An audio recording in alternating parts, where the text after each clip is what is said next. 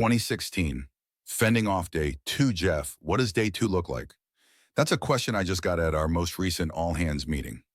I've been reminding people that it's day one for a couple of decades. I work in an Amazon building named Day One, and when I move buildings, I took the name with me. I spend time thinking about this topic. Day two is stasis, followed by irrelevance, followed by excruciating, painful decline, followed by death, and that is why it's always day one. To be sure this kind of decline would happen in extreme slow motion, an established company might harvest day two for decades, but the final result would still come. I'm interested in the question, how do you fend off day two? What are the techniques and tactics? How do you keep the vitality of day one, even inside a large organization? Such a question can't have a simple answer.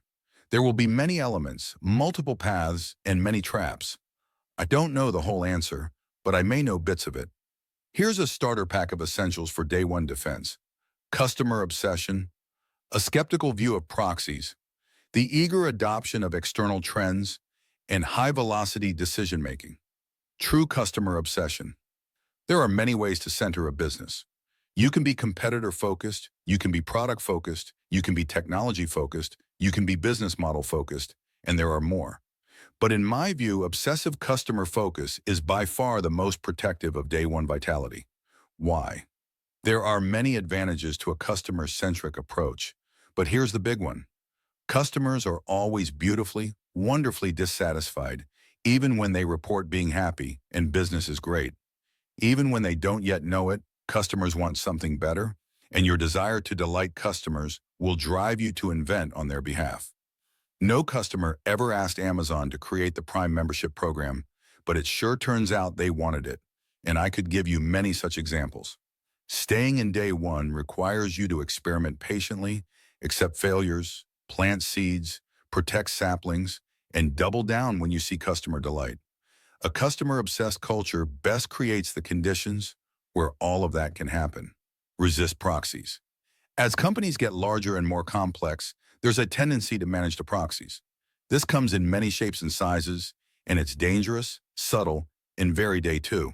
A common example is process as proxy. Good process serves you so you can serve customers. But if you're not watchful, the process can become the thing. This can happen very easily in large organizations. The process becomes the proxy for the result you want. You stop looking at outcomes and just make sure you're doing the process right. Gulp. It's not that rare to hear a junior leader defend a bad outcome with something like, well, we followed the process. A more experienced leader will use it as an opportunity to investigate and improve the process. The process is not the thing. It's always worth asking, do we own the process or does the process own us? In a day two company, you might find it's the second. Another example, market research and customer surveys can become proxies for customers, something that's especially dangerous when you're inventing and designing products. 55% of beta testers report being satisfied with this feature. That is up from 47% in the first survey. That's hard to interpret and could unintentionally mislead. Good inventors and designers deeply understand their customer. They spend tremendous energy developing that intuition.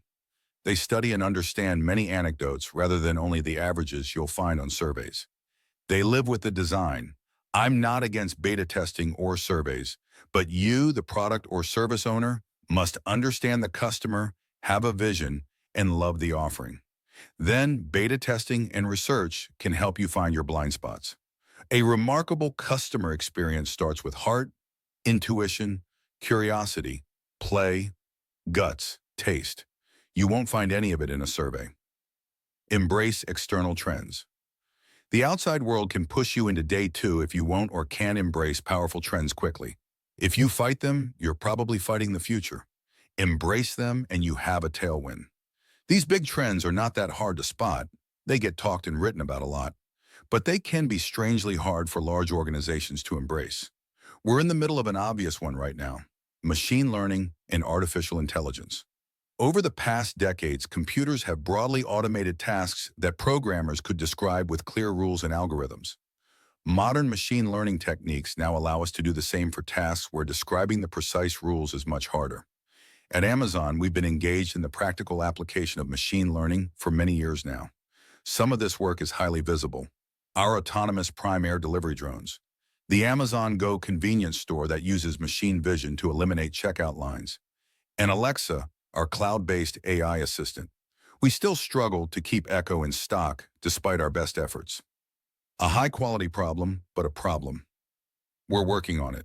But much of what we do with machine learning happens beneath the surface. Machine learning drives our algorithms for demand forecasting, product search ranking, product and deals recommendations, merchandising placements, fraud detection, translations, and much more. Though less visible, much of the impact of machine learning will be of this type, quietly but meaningfully improving core operations. Inside AWS, we're excited to lower the costs and barriers to machine learning and AI so organizations of all sizes can take advantage of these advanced techniques. Using our pre-packaged versions of popular deep learning frameworks running on P2 compute instances, optimized for this workload, customers are already developing powerful systems ranging everywhere from early disease detection to increasing crop yields. And we've also made Amazon's higher-level services available in a convenient form. Amazon Lex, what's inside Alexa, Amazon Polly, and Amazon Rekognition remove the heavy lifting from natural language understanding, speech generation, and image analysis. They can be accessed with simple API calls, no machine learning expertise required. Watch this space, much more to come. High-velocity decision-making day.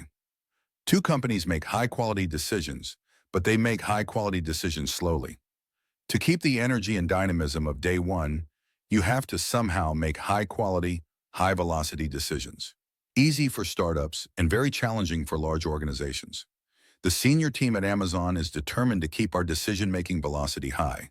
Speed matters in business, plus a high-velocity decision-making environment is more fun too. We don't know all the answers, but here are some thoughts. First, never use a one-size-fits-all decision-making process. Many decisions are reversible, two-way doors. Those decisions can use a lightweight process. For those, so what if you're wrong? I wrote about this in more detail in last year's letter. Second, most decisions should probably be made with somewhere around 70% of the information you wish you had. If you wait for 90%, in most cases, you're probably being slow. Plus, either way, you need to be good at quickly recognizing and correcting bad decisions.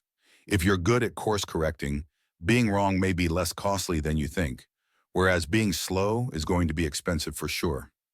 Third, use the phrase disagree and commit. This phrase will save a lot of time. If you have conviction on a particular direction, even though there's no consensus, it's helpful to say, look, I know we disagree on this, but will you gamble with me on it? Disagree and commit? By the time you're at this point, no one can know the answer for sure, and you'll probably get a quick yes. This isn't one way. If you're the boss, you should do this too. I disagree and commit all the time. We recently greenlit a particular Amazon Studios original. I told the team my view. Debatable whether it would be interesting enough, complicated to produce, the business terms aren't that good, and we have lots of other opportunities. They had a completely different opinion and wanted to go ahead. I wrote back right away with, I disagree and commit and hope it becomes the most watched thing we've ever made. Consider how much slower this decision cycle would have been if the team had actually had to convince me rather than simply get my commitment. Note what this example is not. It's not me thinking to myself, well, these guys are wrong and missing the point, but this isn't worth me chasing. It's a genuine disagreement of opinion, a candid expression of my view, a chance for the team to weigh my view, and a quick, sincere commitment to go their way. And given that this team has already brought home 11 Emmys, 6 Golden Globes, and 3 Oscars, I'm just glad they let me in the room at all. Fourth, recognize true misalignment issues early and escalate them immediately. Sometimes teams have different objectives and fundamentally different views. They are not aligned. No amount of discussion, no number of meetings will resolve that deep misalignment. Without escalation, the default dispute resolution mechanism for this scenario is exhaustion. Whoever has more stamina carries the decision. I've seen many examples of sincere misalignment at Amazon over the years. When we decided to invite third-party sellers to compete directly against us on our own product detail pages, that was a big one. Many smart, well-intentioned Amazonians were simply not at all aligned with the direction. The big decisions set up hundreds of smaller decisions, many of which needed to be escalated to the senior team. You've Worn Me Down is an awful decision-making process. It's slow and de-energizing. Go for quick escalation instead. It's better. So have you settled only for decision quality? Or are you mindful of decision velocity too? Are the world's trends tailwinds for you? Are you falling prey to proxies? Or do they serve you? And most important of all, are you delighting customers? We can have the scope and capabilities of a large company and the spirit and heart of a small one. But we have to choose it. A huge thank you to each and every customer for allowing us to serve you, to our share owners for your support, and to Amazonians everywhere for your hard work, your ingenuity, and your passion. As always, I attach a copy of our original 1997 letter. It remains day one. Sincerely, Jeffrey P. Bezos, founder and Chief Executive Officer, Amazon.com, Inc.